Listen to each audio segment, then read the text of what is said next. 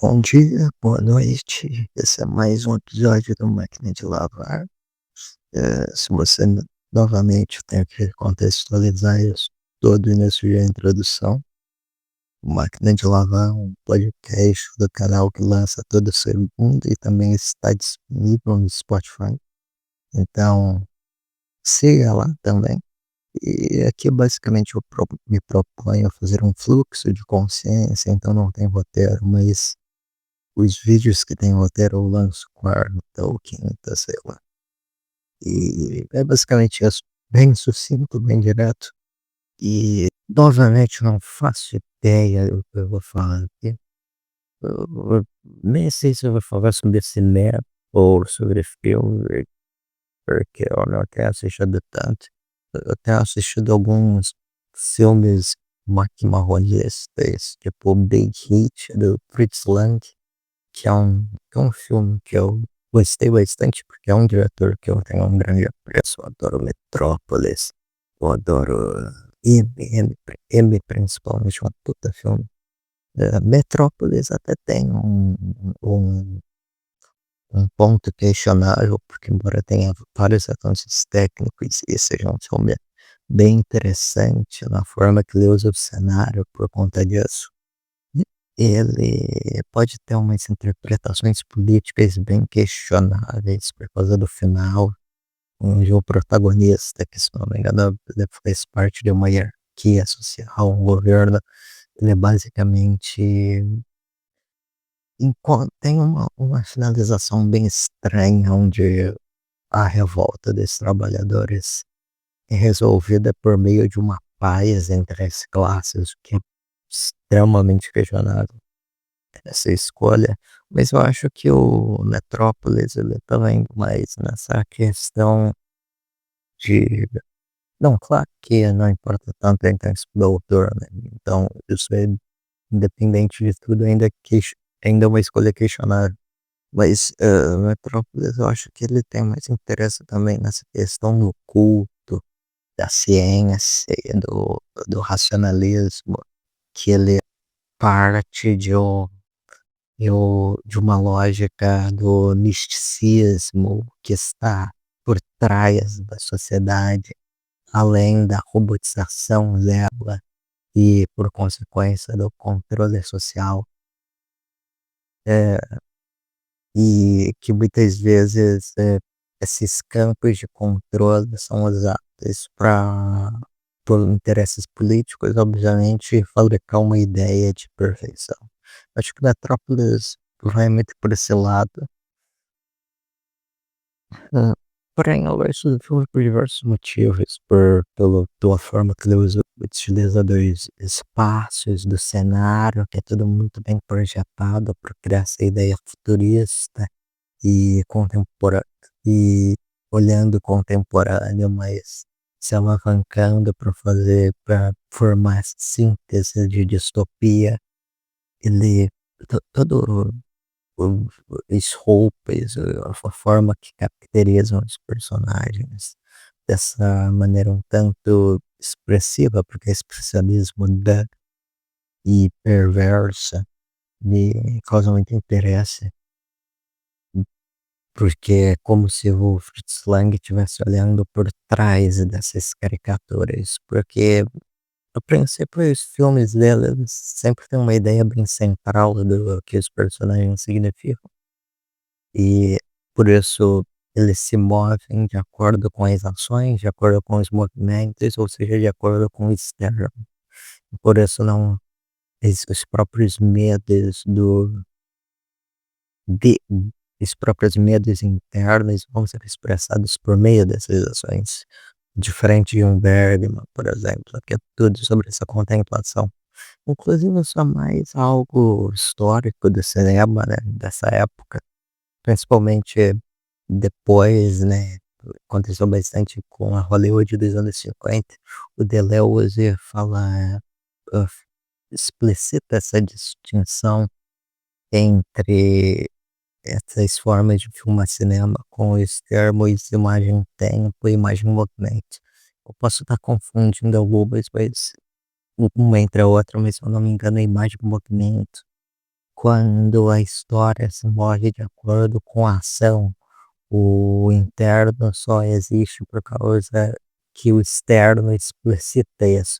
Então o tempo vai se movendo de acordo com essas ações e isso evidentemente causa algo sequencial. Já a imagem-tempo tem essa distorção temporal por conta da subjetividade da câmera, que é sobre os pensamentos dos personagens. E o pensamento pode ser um tanto caótico, então o tempo ele não é tão sequencial assim, ele vai se distorcendo. Vai ver muito isso em Godard e até hoje, né? Em Anilles, por exemplo. Neon Genesis Evangelion, os últimos episódios é totalmente imagem, tempo, porque é só filmado na mente do Shinji. Então aí as imagens são projetadas de acordo com as interpretações das imagens pela lente do personagem do Shinji. E o tempo está preso na própria cabeça dele. Ou seja, não é o mundo que está se movendo, é a própria percepção, o próprio cérebro dele. Isso é algo que eu gosto bastante de Evangelho. E é por isso que eu adoro tanto esse final, por o Hideaki Anno estar navegando de forma bem densa nas inseguranças dos personagens que ele tanto desenvolveu de acordo com os episódios. Porque no início é até interessante fazer essa distinção de imagem movimento e imagem tempo, porque no início, os primeiros episódios, eles são até bastante protocolares. As ações são bastante claras. Tem um inimigo, então o Shinji tem que combater ele, não tem tanta abstração. Não é, esses episódios não estão na lente do Shinji, estão na lente dos acontecimentos mesmo, do mundo ao redor dele. E depois, só que de acordo com o desenvolvimento e quanto mais a ação vai se fragmentando, na mente do Shinji, até porque Evangelion tem bastante isso, né, dos personagens serem inseguros com a ação e não conseguirem se mover diretamente por estarem presos ao próprio ambiente e nos próprios medos. Então, as sensações vão se fragmentando e se diluindo, se manipulando, conforme o próprio esse próprio pânico das personagens. Então eles se confundem. A ação externa, os acontecimentos vai se confundindo com a percepção deles, até que eles vão se juntando e a imagem e movimento e a imagem e tempo vão se achando até se tornar só a lente subjetiva daqueles personagens. Porque todo mundo deles por fora já se desfigurou e eles estão presos nessa profundeza da mente e do cérebro. E por isso que o final é de certa forma bem apoteótico, porque ele chegou no limite daquilo. Eu li, se eu não me engano, que o Hideaki Anno queria fazer um final apoteótico inspirado em Devilman, com todas aquelas batalhas épicas, e por consequência depois ele traria melhoria sua dentro do Evangelion. Tinha todo aquele fã de discurso de reprodução, só que é interessante, porque mesmo assim o final ele é bem apoteótico, ele é bastante porque ele chega no apogeu desses dos dilemas, dos pensamentos dos personagens. Então, por isso ele é um final tão bom, porque ele realmente conclui tudo que foi feito antes. E isso, claro, mostra toda a criatividade do Hideaki Anno, porque Evangelion é um anime tão bom, porque mesmo ele tendo que mudar todo o rumo, ele ainda conseguiu fazer o que ele queria de certa forma, mas com outro formato, porém toda a ideia ainda tá dentro. E tem gente, hoje eu vi gente dizendo que o final de Evangelion é meio autoajuda e eu não sei se eu concordo com isso, na verdade eu discordo até massivamente, porém eu teria que ter contato com essas opiniões de fato, porque eu li elas bem superficialmente. Acho que eu posso até entender pela forma meio direta que o que o ano vai expondo esses dilemas lá para o final com aqueles captions no texto e dizendo: "Não, você não está sozinho" e blá blá blá, e que podem parecer meio genéricos superficialmente, né, mas eu não sei, eu não consigo ignorar tudo que foi, se desenvolvendo antes para ficar só nessas, imagens e textos. Eu acho que ele tem um significado bem claro, que ele vai se intensificando para chegar até esse final. Os acontecimentos protocolares que drenam tanto os personagens se reconfiguram para eles ficarem só na própria mente. Antes eles sim tinham algumas dúvidas existenciais, etc. Mas era bem mais nítido e concreto. Já daí eles vão se estendendo para algo mais até ficar totalmente no campo das abstrações, das imagens se recolocando, se reinstituindo, o ano usando outros formatos, alguns desenhos mais caseiros, porque o Shinji ele tá começando a mudar a própria percepção dos corpos de fato, do que os sentimentos significam. Era como se antes o sentimento fosse uma cor e daí ele vira outra. E nisso eu acho genial, absolutamente brilhante o que ele faz ali. E por isso que é tão encantador a ver. Evidentemente depois tem o The End of Evangelion, que ele que daí sim ele vai conseguir fazer o final mais caótico. Eu não encaro nem como 2 finais diferentes, é porque obviamente toda forma de contar a história tem formatos distintos. O final do anime é focado na internalização, já o do The End tem toda essa externalização. A trama se move de acordo com a ação, com os acontecimentos, então é palpável, é concreto. Só que, claro, por causa da reação pública, o ano ele vai trazer tudo aquilo que ele sentiu, né, todo aquele pânico, toda aquela densidade que ele estava carregando, não necessariamente como uma forma de vingança, porque isso é projetar um significado, mas é óbvio que todos os acontecimentos, as ameaças que estavam acontecendo com ele vão afetar a obra dele e os sentimentos, mesmo que não tenha tanta racionalidade, assim, no que ele queira projetar ali. É, mas tem um certo pessimismo, porque o final do anime é bem otimista, e quando o otimismo é tratado com certa hostilidade, daí você fica meio apático, e eu encaro o Evangelion como um tanto apático. Mesmo eu não sei, eu acho toda a figura do Evangelion, incluindo os rebuilds, bem fechadinha quanto aos temas. Sempre tem esses temas de fuga e etcétera, só que ele sempre vai só que os sentimentos sempre vão evoluindo e mudando conforme o tempo. E, eu acho que os rebuilds eles trabalham muito no que já foi feito antes, mesmo tematicamente, só que expondo outras soluções do que pode ser a vida da fuga, e que você não precisa necessariamente escapar.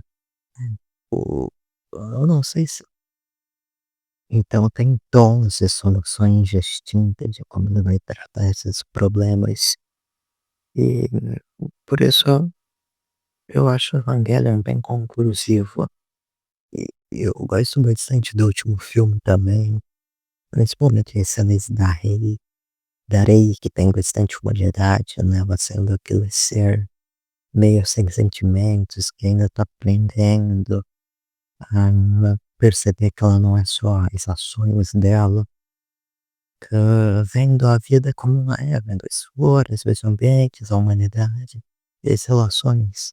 O Evangelho tem bastante isso se, de se distanciar dessa ideia de você como ação e indivíduo como ação para perceber que não, você é mais porque você também, porque o ser humano tem bastante complexidade, você tem pensamentos, tem sentimentos, tem inseguranças, mas ele nunca pode ser reduzido a um só desses movimentos. E por isso que as ações são bastante importantes para você ver com mais totalidade o que você pode ser. Eu não acho nem que foca nessa questão de coletividade com individualidade por si só. Ele foca mais nesses mecanismos e estruturas da psique e como se pode escapar, né, disso, como assim a gente pode escapar dessas armadilhas. E claro, tem toda as estruturas externas dos mechas, dos robôs. Então, ele também vai dizer que a subjetividade é constantemente manipulada e adoecida por conta do quão protocolar as atividades pode ser e da própria função do trabalho, que o Shinji ele é obrigado a pilotar o robô, e daí isso queima muito das motivações dele, ele pode pensar mais profundamente sobre quem ele é e o que ele quer fazer, porque ele já foi reduzido como o humano cargo, que não é um humano, ele é reduzido ao cargo dele. E, e isso vai também se traduzir para a Isca, principalmente, que ela só acha só se sente humano por conta do quão habilidosa ela é na nave, então ela se confunde como piloto e não como ela mesma. Tem essa desfiguração da identidade de acordo com as estruturas que manipulam, nos condicionam. E Evangelion sempre tenta achar essa saída por meio dessa contemplação da psique do indivíduo e dos mecanismos internos. Ele não vai, evidentemente, achar uma resposta exata, né? Acho que é isso. Porque, porque normalmente não é um anime de autoajuda, ele vai focar nos laços, mas ele não vai dizer, ah, você tem que fazer isso, porque daí isso seria colocar em protocolos. E a Evangelion rejeita protocolos de certa forma para ficar numa resposta mais humanista nessa situação. Enfim, é um anime bem interessante. Eu gosto muito. Eu fiquei, sei lá, 14 minutos discutindo sobre, sem motivo nenhum. Mas foram 18 minutos. Eu acho que isso já deu para expor bastante coisa. É, foi um episódio majoritariamente sobre a Vanilla, que é bom o tema. Mas, enfim, digam o que vocês acham da obra, digam o que vocês pensam. Se inscreva no canal. Eu estou no comentário abaixo vai ter um link fixado de todas as redes sociais onde eu estou. No Substack eu publico poemas, no Medium eu publico textos, no Letterboxd também tem críticas de filme, tem no Miami List também, Rachel Music, etc.